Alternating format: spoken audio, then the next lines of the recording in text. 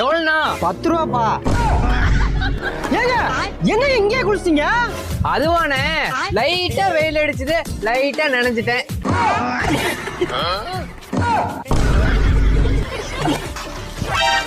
No ஸ்ட்ராங்கா ஒரு tea. கத்திர வெயில கண்ணா பிள்ளை அடிக்குது, உனக்கு டீ வேணுமா? நோ அதெல்லாம் எனக்கு தெரியாது, எனக்கு டீ தான் வேணும்.